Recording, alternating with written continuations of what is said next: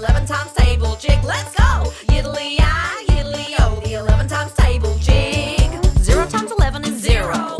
1 times 11 is 11. We're strutting round the farm, miles away from Devon.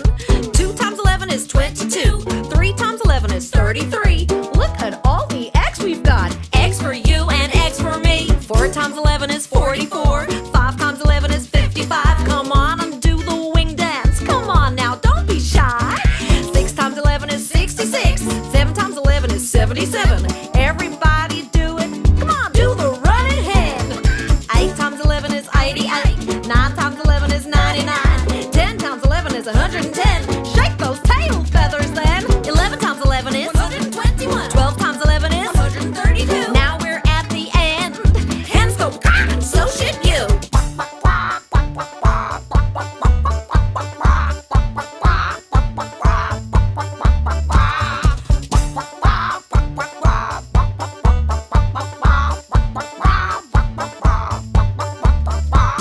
0, 11, 22, 33, 44, 55, 66, 77, 88, 99, 110, 121, 132. 0, 11, 22, 33, 44, 55, 66, 77, 88, 99, 110, 121, 132.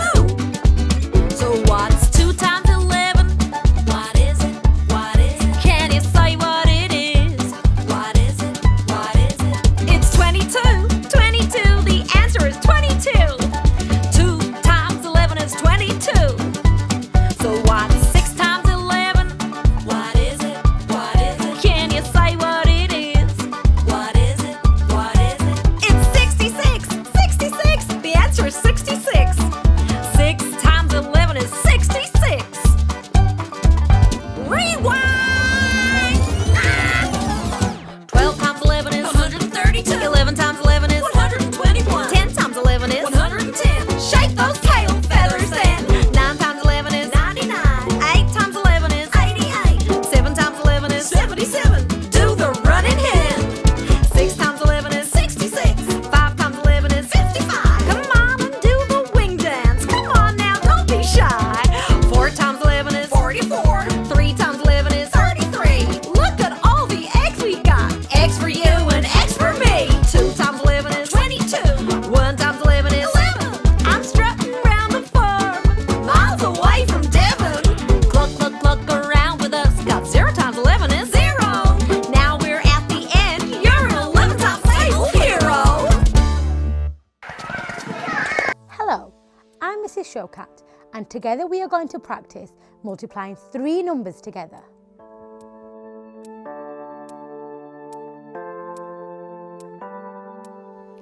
Let's start with a question.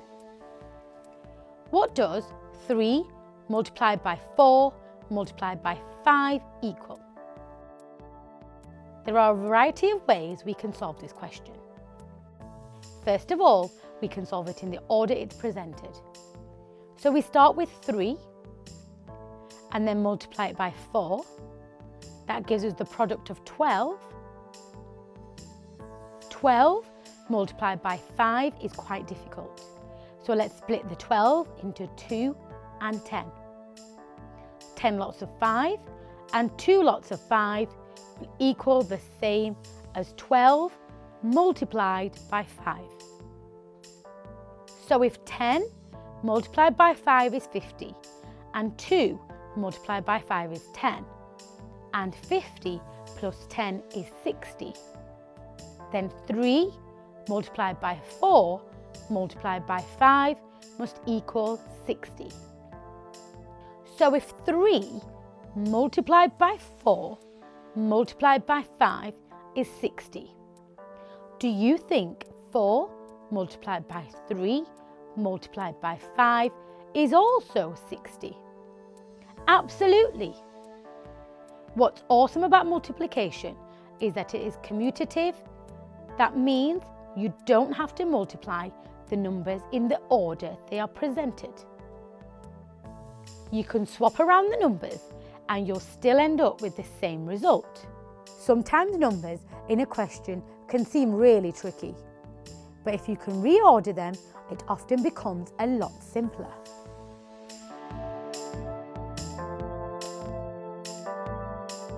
What is 14 multiplied by 4 multiplied by 7? Remember, take your time. You don't have to solve the question in this order. You can even break down the numbers before multiplying. Press pause if you need a little time to find the answer. Are you ready? Great! Let's solve the calculation together in 2 ways. Firstly, let's work out 14 multiplied by 4. I can use my knowledge of multiplying by 4, which is the same as doubling and doubling again. So 14 doubled is 28 and 28 doubled is 56. Next, I need to multiply 56 by 7. To do this, I'm going to partition or split up the 56 into 50 and 6. 50 multiplied by 7 equals 350 and 6 multiplied by 7 equals 42. 350 added to 42 equals 392. So 14 multiplied by 4 multiplied by 7 equals 392.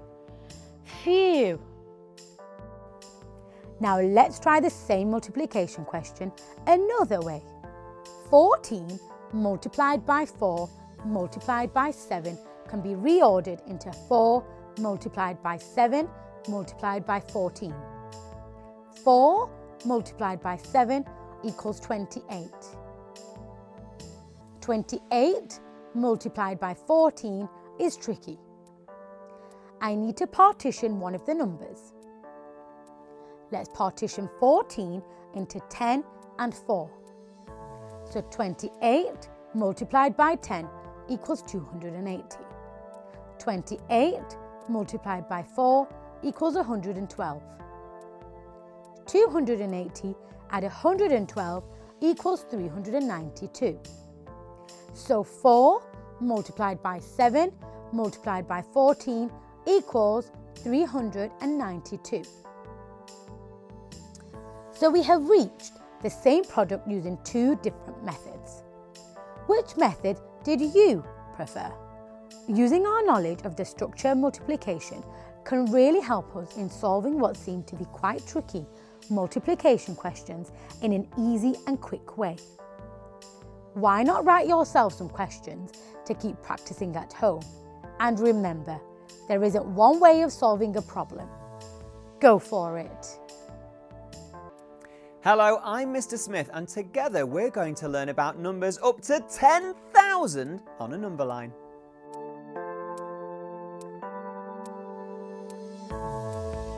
Today we're going to learn about number lines and why we use them. Number lines are very useful and are also a great visual tool to help us understand numbers more. We can create a number line with any size of number, and we just use the bit that is most useful to us. Let me explain. Here is a number line. Well, it's actually just a straight line at the moment, but let's add some arrows to give it some oomph. Why do you think we need the arrows? The arrows remind us that the numbers can keep on going in any direction. So you don't have to start a number line from 0, but we can look at that shortly. I'm going to add some equally spaced lines and start this number line at 1000, and each line is worth a jump of 1000.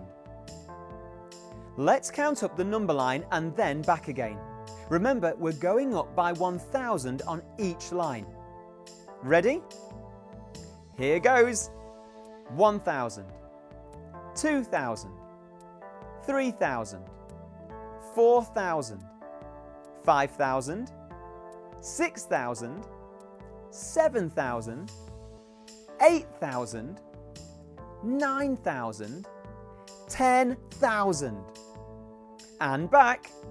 10,000, 9,000, 8,000, 7,000, 6,000, 5,000, 4,000, 3,000, 2,000, 1,000. Great counting, everybody. Number lines don't always have the same layout like the one we just counted. Sometimes the value of the spaced lines can change. Take a look at this number line, for example.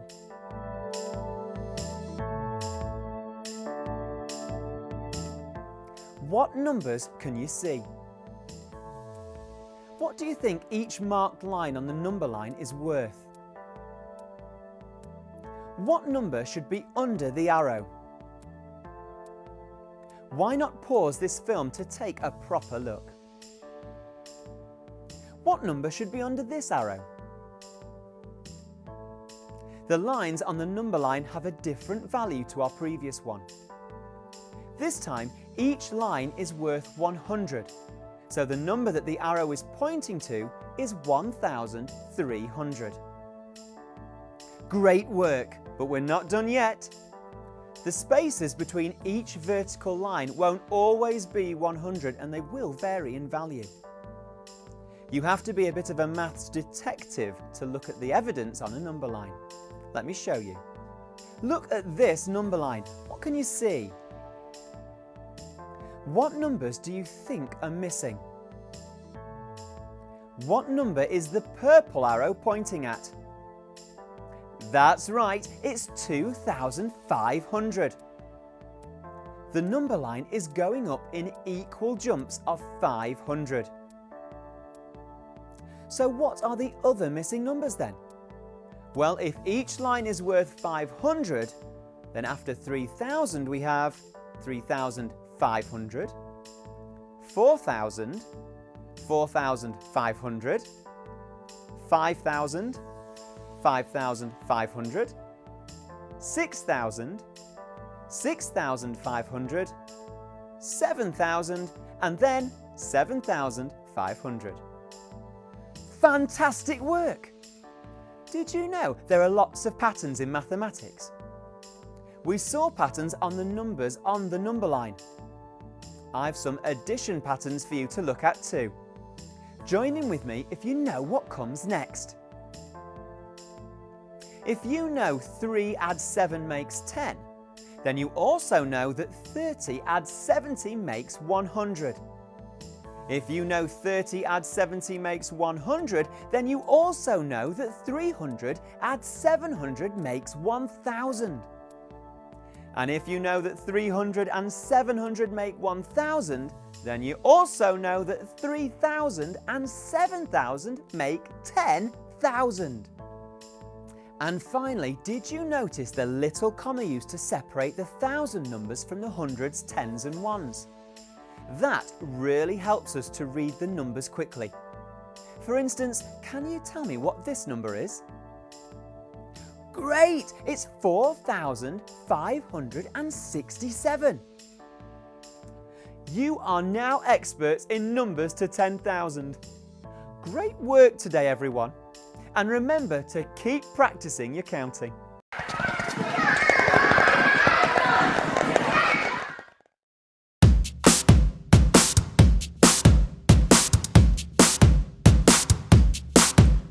His name is Fred the Red. He's gonna help you be a master of your 6 times table. Yeah, you're gonna see. His name is Fred the Red. Move your body to the beat. This is your 6 times table. It's super duper sweet. Fred, Fred, Fred the Red. With a 6 times table in your head. Fred, Fred, Fred the Red. With a 6 times table in your head. Fred, Fred, Fred the Red. With a 6 times table in your head. Fred, Fred, Fred the Red. With a 6 times table in your head. 0 times 6 is 0. 1 times 6 is 6. What's Fred doing now? He's jiving with his hips. 2 times 6 is 12. 3 times 6 is 18. 4 times 6 is 24. The window wiper with your paws. 5 times 6 is 30. 6 times 6 is 36. What's Fred doing now? He's doing football tricks. 7 times 6 is 42. The choo-choo train goes choo-choo-choo. 8 times 6 spinning plates. 9 times 6 is 54, 10 times 6 is 60. What's that dance, Fred? It's called the hokey pokey. 11 times 6 is 66, 12 times 6 is 72. Now we're at the end, that's your 6 times table. Boom! Fred, Fred, Fred the Red, with the 6 times table in your head. Fred, Fred, Fred the Red, with the 6 times table in your head. Fred, Fred, Fred the Red, with the 6 times table in your head. Fred, Fred, Fred the Red, with the 6 times table in your head. 0, 6, 12, 18, 24, 30, 36, 42, 48, 54, 60, 66, 72, yeah! 0, 6, 12, 18, 24, 30, 36, 42, 48, 54, 60, 66, 72, yeah! So what's 7 times 6? Can you say what it is? It's 42, 42, the answer's 42. 7 times 6 is 42. So what's 9 times 6? Can you say what it is? It's 54, 54, the answer's 54. 9 times 6 is 54. Rewind! 12 times 6 is 72, 11 times 6 is 66, 10 times 6 is 60. Do the hokey pokey. 9 times 6 is 54, 8 times 6 is 48. What you doing, Fred?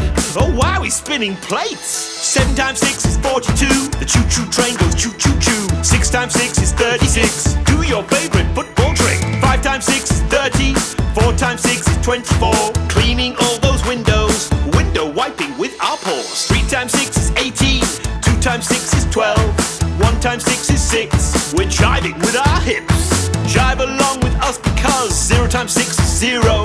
Now we're at the end, you're a 6 times table hero.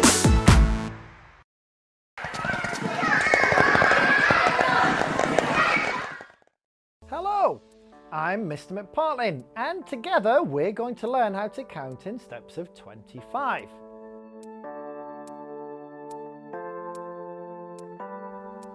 Counting in larger numbers works the same way as counting in smaller steps. There's a pattern that you start to recognise. Counting in 25s is related to counting in steps of 50 and 100. Look at this grid. Can you see how there are 4 lots of 25 in every 100? Using this logic, you can work out that there would be 8 lots of 25 in 200, and so on. Now, let's look at the link between 25 and 50. See how there are 2 lots of 25 in 50. You could use counting in steps of 50 to help you count in 25s.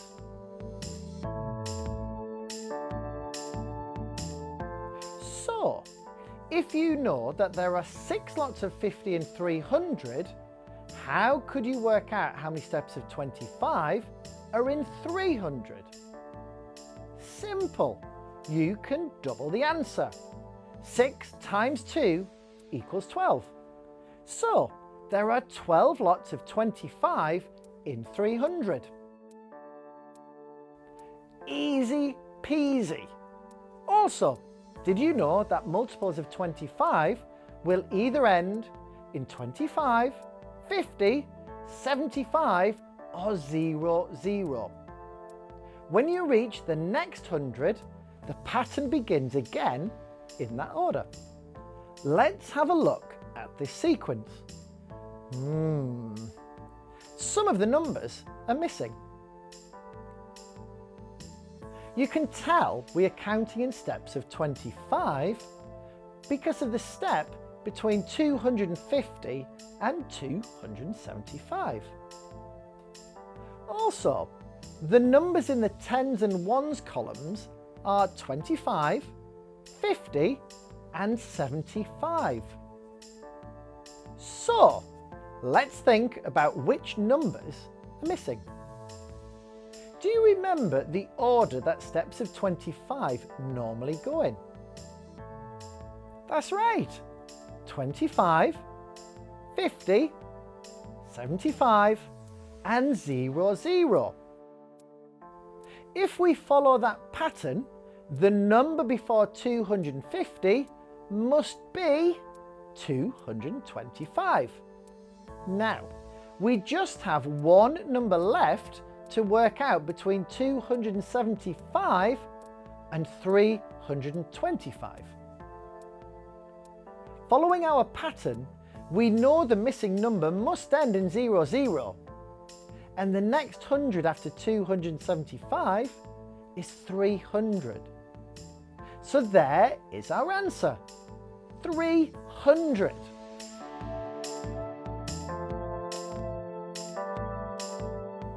Right, now I need your help. Can you help me work out whether I've written this sequence correctly? If you think I'm right, give me a nod. And if you think I'm wrong, shake your head. Ready? Don't forget you can pause the video if you need more time to answer. Here's my sequence. It's going in descending order. 450, 425, 300, 375, 350. Am I right? Oh no, I'm wrong. My tens and units are correct, decreasing in steps of 25, but I've written 300 instead of 400. The correct sequence should look like this. If you follow these simple tips, then you will have no problem counting in steps of 25. Just remember, the numbers should end in 25, 50 and 75 or 00. And they always follow the same order, whether they are ascending or descending. Don't forget, you can use prior knowledge like counting in steps of 50 or 100 to help you as well.